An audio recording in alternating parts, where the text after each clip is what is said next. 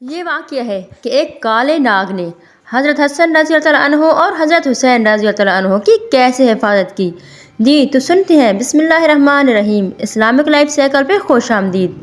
حضرت سلمان رضی اللہ عنہ فرماتے ہیں کہ لوگ حضور اکرم صلی اللہ علیہ وسلم کے ارد گرد بیٹھے ہوئے تھے کہ اتنے میں حضرت یمن رضی اللہ عنہ آئیں اور انہوں نے کہا، یا رسول اللہ، حسن اور حسین رضی اللہ عنہ گم ہو گئے ہیں۔ اس وقت دن چڑھ چکا تھا۔ حضور صلی اللہ علیہ وآلہ وسلم نے صحابہ سے فرمایا، اٹھو اور میرے دونوں بیٹوں کو تلاش کرو۔ چنانچہ ہر آدمی نے اپنا راستہ لیا اور چل پڑا، اور میں حضور صلی اللہ علیہ وآلہ وسلم کا راستہ لے کر چل پڑا۔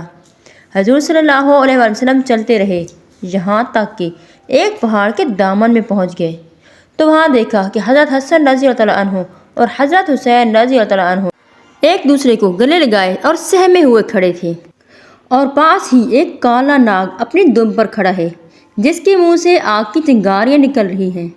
غالباً اللہ نے ناگ بھیجا تھا کہ بچوں کو آگے جانے سے روکے۔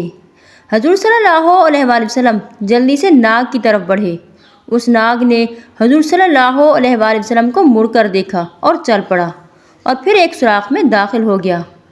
پھر کیا ہوا کہ حضور صلی اللہ علیہ وآلہ وسلم ان دونوں کے پاس گئے اور دونوں کو ایک دوسرے سے جدا کیا، اور دونوں کے چہرے پر ہاتھ پھیرا اور فرمایا، میرے ماں باپ تم دونوں پر قربان ہوں، تم دونوں اللہ کے ہاں کتنے قابل احترام ہو۔ پھر ایک کو دائیں کندھے پر اور دوسرے کو بائیں کندھے پر بٹھایا اور اپنے گھر کی طرف چل دیے۔ میں نے کہا کہ تم دونوں کو خوشخبری ہو کہ تمہاری سواری بہت ہی عمدہ ہے۔ حضور صلی اللہ علیہ وسلم نے فرمایا، یہ دونوں بہت عمدہ سوار ہیں اور ان کے والدین دونوں سے بہتر ہیں۔ حضور صلی اللہ علیہ وآلہ وسلم نے اپنے دونوں نواسوں حضرت حسن رضی اللہ عنہ اور حضرت حسین رضی اللہ عنہ کو جنت کا سردار کہا ہے۔